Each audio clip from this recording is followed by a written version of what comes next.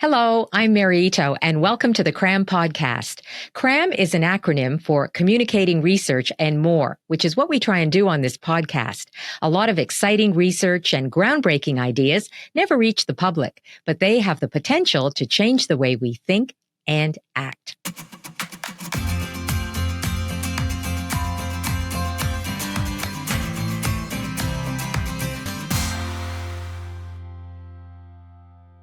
This is a special edition of the CRAM podcast. We are airing part of the Roots of Empathy 2023 Symposium, and it took place on June the 20th in Toronto. I've had a long-standing relationship with Roots of Empathy. It's an international charity that runs school-based programs in 11 countries that help nurture empathy in children. And this year's symposium theme was Empathy Towards a More Caring World.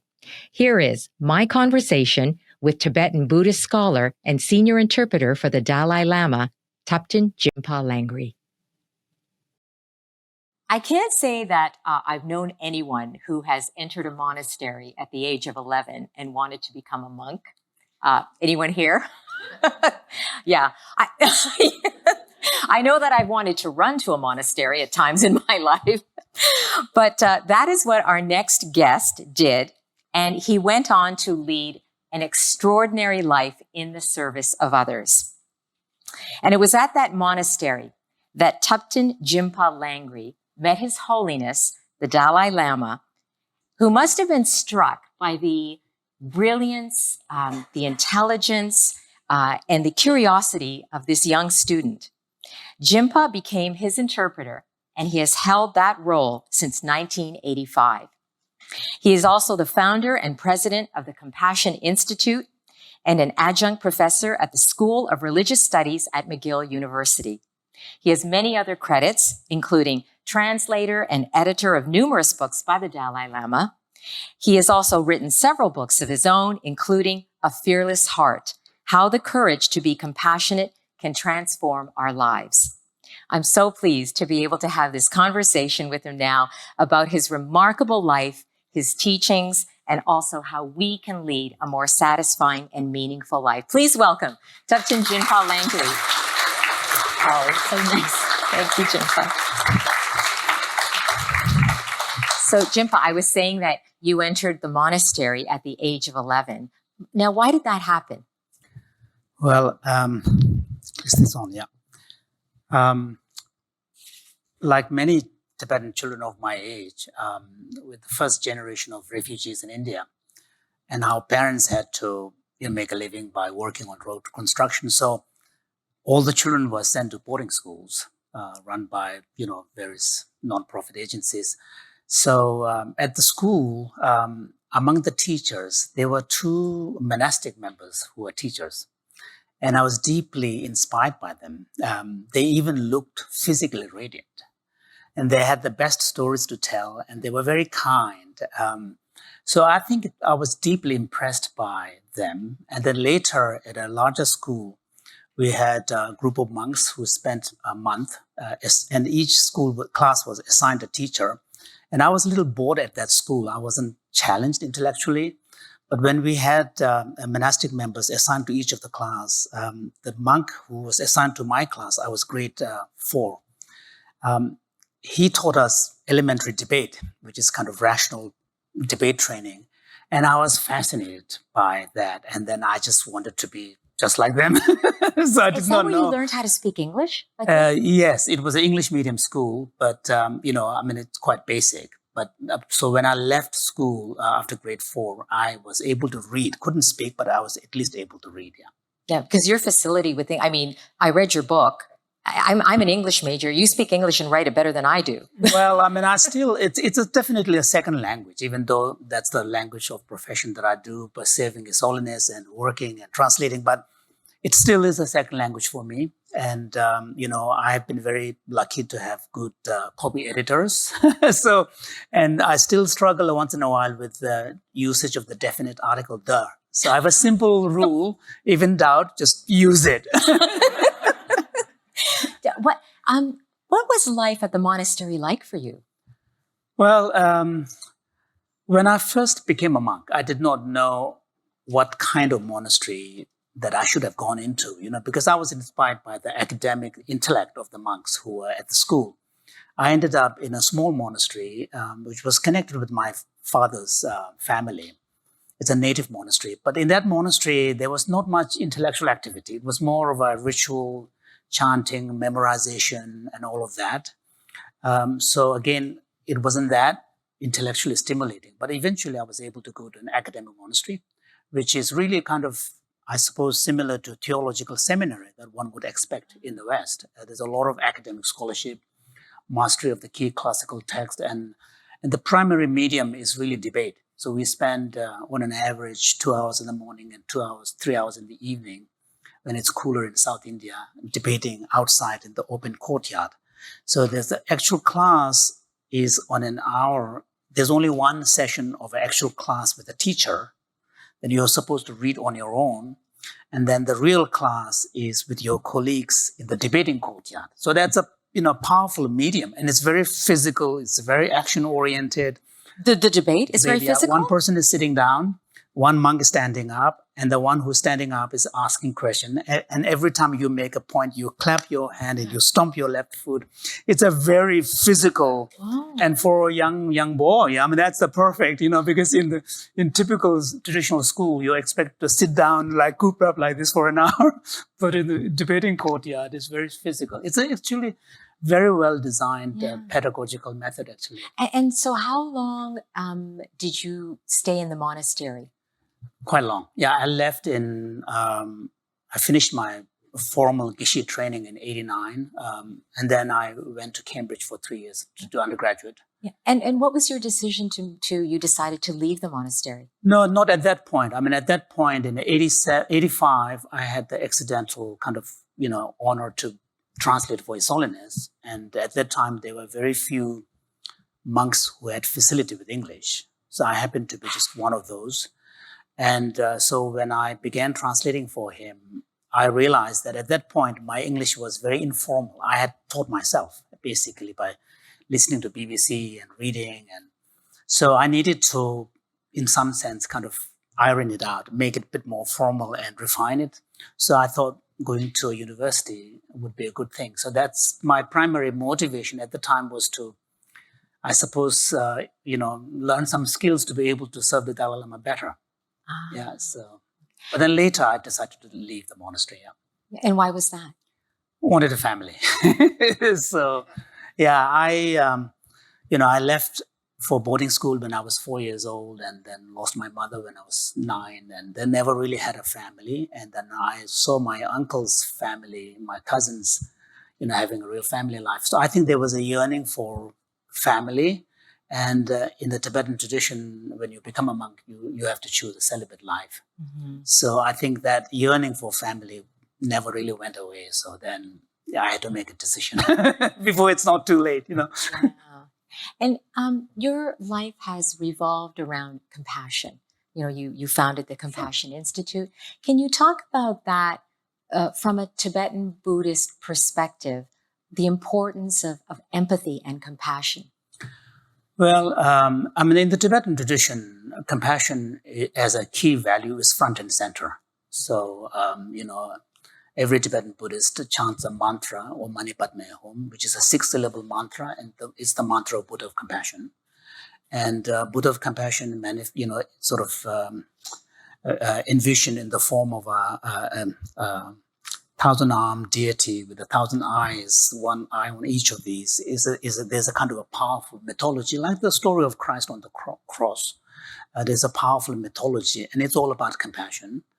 And then Dalai Lama, he's the 14th one. They are also seen as human manifestations of compassion. So compassion is really front and center in the culture. And then also from the kind of a theological or religious point of view, compassion and wisdom are the core principles of the religion. So that, I think, is an important point. And then my own personal interest really came from seeing for the Dalai Lama, the central message that he is bringing to the outside world is really compassion. And he talks about secular ethics. Secular ethics is more of a universal approach to ethics on compassion. And one work that I came to appreciate that he has done is to really extract the language of compassion out of traditional religious context and even the context of morality, and really bring it at the level of understanding of basic human condition. So today we talk about empathy and compassion as being part of natural human condition. This is fairly new. So this is fairly from research? Well, from the research and from the scientific idea, because up until recently, the dominant picture of human nature was a very specific formulation of Darwinian evolutionary theory, where ultimate impulse or motivation of human behavior was understood in terms of a pursuit of self-interest. Right. And even a scientist would reject the reality of something like compassion and altruism and empathy as being truly real sentiments. And they might be social, religious kind of values imposed upon the basic human nature, which needs to be controlled. And that was the main, kind of basic model. And this is one area where the Dalai Lama has really made an impact to really kind of bring the language of compassion and empathy at the level of basic human nature.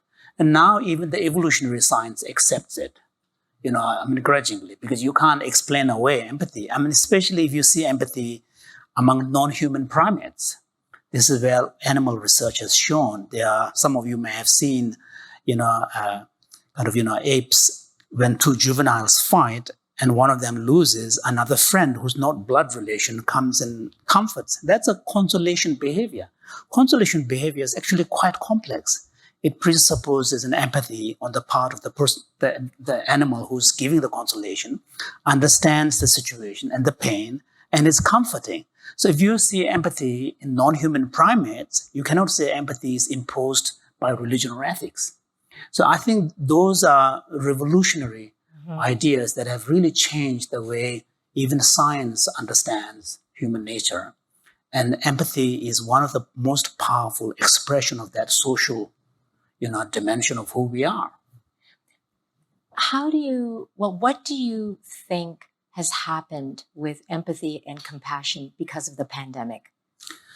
Well, I think I worry a lot about, especially children. Very young children, when they grow up in the kindergarten age and the first few grades, this is when they are given a social context in which they are able to interact with their same age groups to really acquire the social skills, because empathy as a basic quality is there, but empathy needs to be expressed.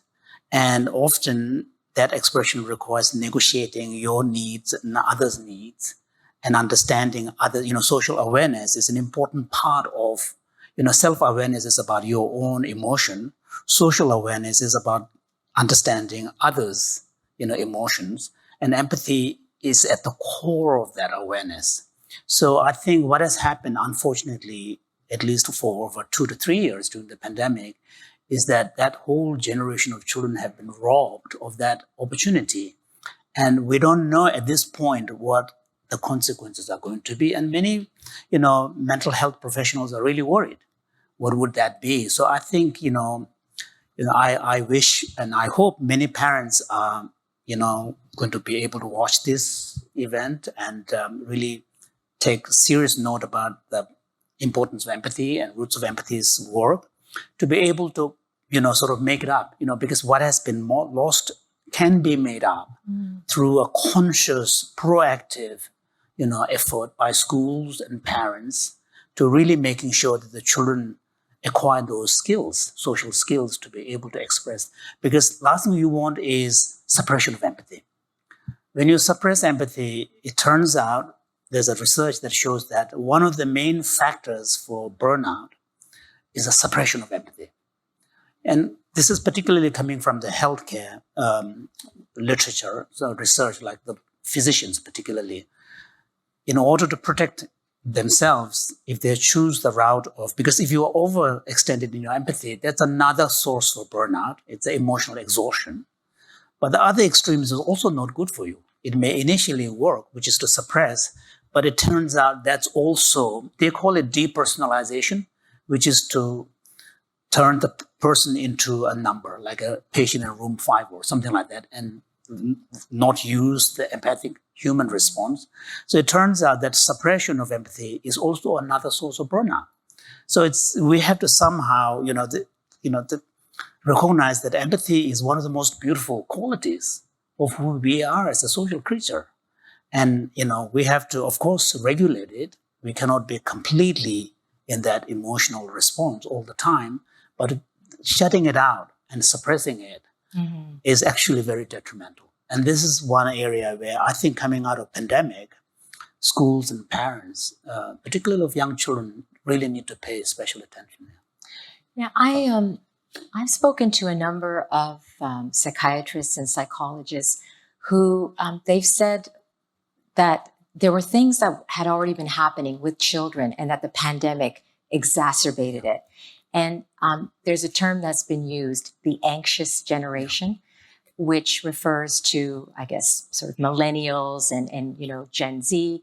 And that they're seeing more and more young children, and this has now been going on for years before the pandemic, who are extremely anxious and depressed. And they've been seeing a rise in this. And I wonder what your thoughts are about that, about why these children and young people are so anxious and so worried. Well, I'm not a social scientist, so I can't really kind of talk about. Is this something you would? I do, think a lot about this. Yeah. My own sense is that, if you look at the rise of anxiety among, younger generation, it seems to coincide with the rising popularity of social media.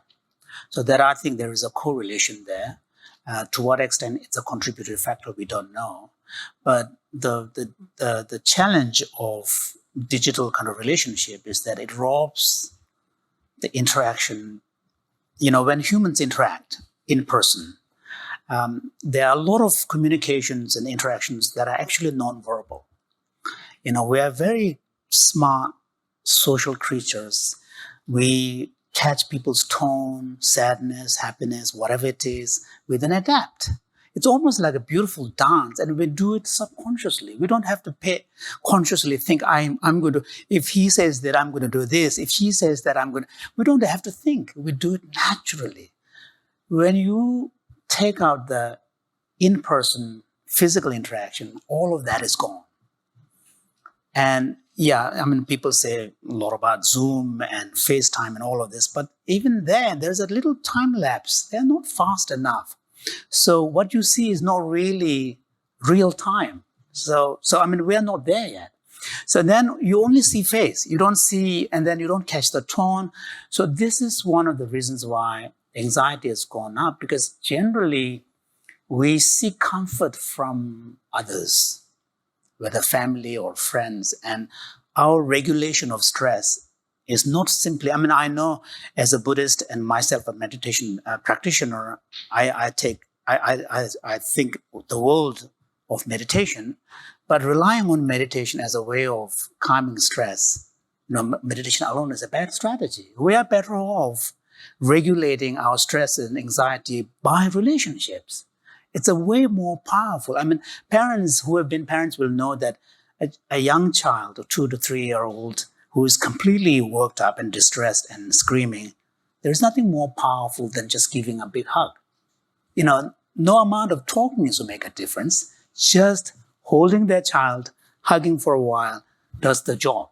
So I think that all of that, the younger generation, unfortunately, miss out. And they choose, even if they are next to each other, they are texting. That's just horrible.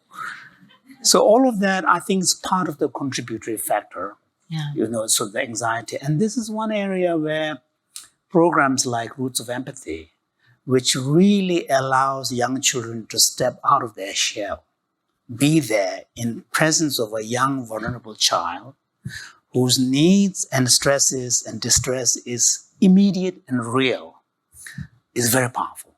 Because now there's a new research that shows a large part of the healing power, even in mindfulness meditation research, really comes from a phenomenon called self-transcendence. When you are able to go beyond yourself, when you are able to step out of your narrow shell, that's where the power comes. Healing, sense of, greatness and deep connection. So I think, programs like Roots of Empathy, which really explicitly allows children to express their natural empathy, the reason why it's powerful is because it allows that opportunity, without having to instruct them. Now you think like this, now you think like that, now you think like that. That is tough. But if you create an experience where these things happen, self-transcendence happen naturally, it is powerful. So I think younger generation, they really need to think seriously about who we are as social creatures. In the end, large part of our happiness and suffering has to do with relationship with others. That's a fact. And you know what, that relationship with, it's tricky. I think many of us, we want to be empathic, and it may be easier to be empathic with people we identify with. Sure. And coming out of the pandemic, we see more divisiveness, right? And I think there's a real test, and I can say for me too, when I want to be empathic, but it's with someone who has such opposing views, even fundamental values, right, that are in conflict with mine, and I struggle to find the empathy. How do I find the empathy, right, with people? And not only that, but even I might feel that their values are dangerous to mine. True. Well, I think even with very diametrically opposed views, values I'm not quite sure, but views, if you dig deeper, they tend to come from a similar place. You have a different vision of how the society should be structured, what is good for your community, what matters to you. So in the end, often the very, very heated, diametrically opposed views tend to be about means to get there. It's not really the objectives and aims themselves. So I think there's a possibility of that. That's why it's very difficult to really try to have empathy at the level of the differences itself. But in order to allow your empathy to express, you need to find something that is common. Because empathy requires us to identify and connect and understand. Mm-hmm. And for that, there needs to be some commonality. So we need to go several layers down, and then at some level we will find that commonality. And we may completely disagree with the approach the other person is taking. So being empathetic does not mean you approve what the other person is proposing. In some cases, you actually have to take a very tough stand. But you can at least understand where they're coming from. Mm-hmm. So that's, unless you get there, I don't think you can have empathy. Mm-hmm. It's difficult. Yeah, and I think people too, we see a lot of anger today, right? Even public anger. Sure. Do you ever get angry? Yes, of course. So how do we manage anger? When we rise right to the occasion, we get upset. Then other people start getting angry. Now we're into it. Sure. I think anger itself. Now I may be getting here in a little dangerous territory, but anger itself is a very natural, healthy emotion. It has an evolutionary role to play. Anger arises when we are frustrated because we are not, achieving what we want to. And anger arises, in Buddhist psychology, it says that anger arises as a response when you're confronted with the obstacles for achieving, trying to do what you want to do. An obstacle comes up, anger arises as a response. So anger has this protective, and it also brings energy. But the problem with anger is that it also tends to bring a blindness with it. That is what the problem is. And anger as an initial response, like, for example, moral outrage is a form of anger. Moral outrage is a healthy response to an injustice. If you don't have, and because moral outrage arises when you feel someone is really doing something that you completely, against your moral value. And it's a healthy response. But then where you need a little bit of discernment is to make sure that anger does not then linger on and translate into resentment and hatred. That's when the ugly side of anger comes in. So anger as a powerful initial response to bringing the energetic response can be healthy.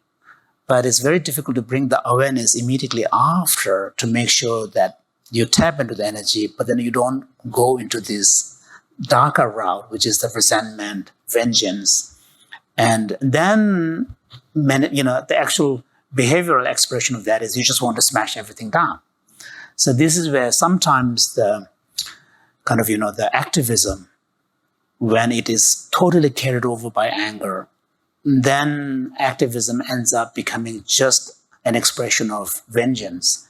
And they just don't care what happens afterwards. They just want to smash down what they don't like, So I think, I think anger as naturally is a very healthy emotion, but you just have to keep an eye. And one of the problems now is in social media, it provides a bullhorn.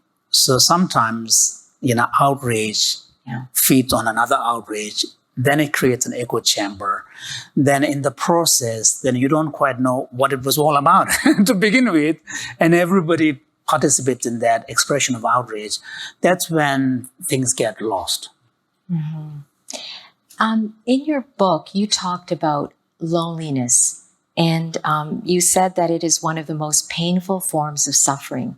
And I think that is another area, the pandemic, it certainly heightened people's loneliness. Can you talk about that and how we alleviate? Well, loneliness is it's a very strange psychological experience because when you're lonely, it's not that, being alone and being lonely are two different things. You can be in a crowd. You can be with a large family and feel very lonely. So I think being alone and being lonely are two different things. In loneliness, the key element of that is a feeling of alienation, disconnection. And that is quite unhealthy because, feeling connected with someone in your life is crucial for mental well-being. And loneliness really undermines that. So that's why paying attention to loneliness, making sure that, and there are a lot of things we can do because sometimes in the West, we prize autonomy as a key value. We even go to the extent of making sure we don't depend on people, we have created that structure and it has a lot of strength. But in the process, sometimes we go to an extreme where we don't leave room for others. Because in order to care for connection, in order to nurture relationship, you have to make a little bit of fuss about other people's feelings and other people's needs, and then you have to accept that there's an element of messiness. When you're only obsessed with your own autonomy and living this life alone, it's neat, it's clean, it's less messy, but it's also less rich. Yeah. So relationships comes with a little bit of mess. But that's okay. And that's very human. But in an aggregate, you stand to gain a lot more by connecting, being open, creating room for others. And that's where I think, something like empathy and compassion and creating space for others is the best way to prevent loneliness. Because loneliness kills actually, because, they are medical, kind of scientists are telling us that loneliness is as worse than cigarette smoking as a killer. It's dangerous.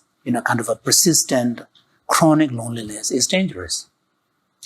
We're almost out of time. I'm sorry to say I had so many other questions, but I wonder if we could talk about death.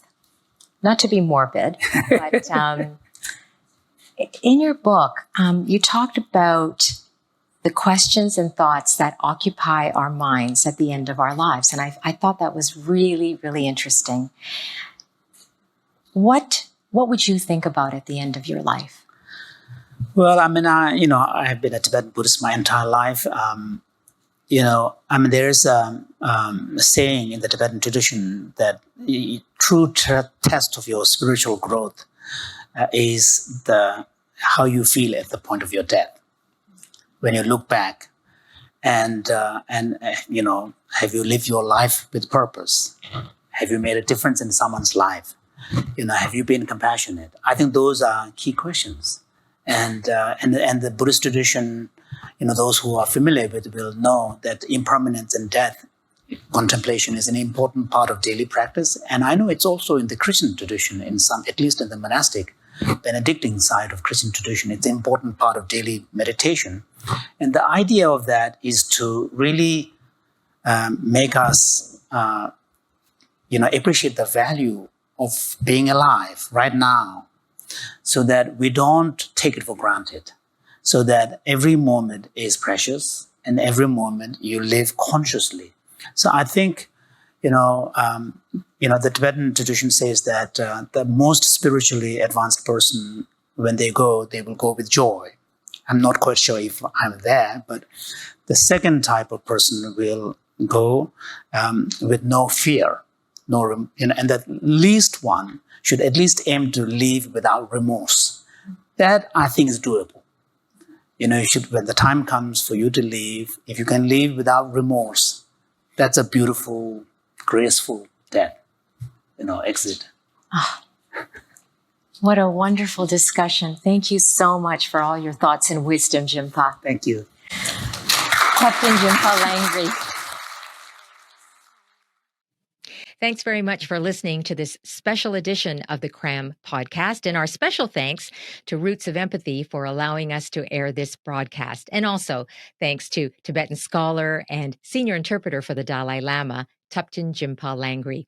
Well, that is it for today's edition. Please follow us on social. Our handle is @CRAM Ideas. Thanks for listening and see you back here next time.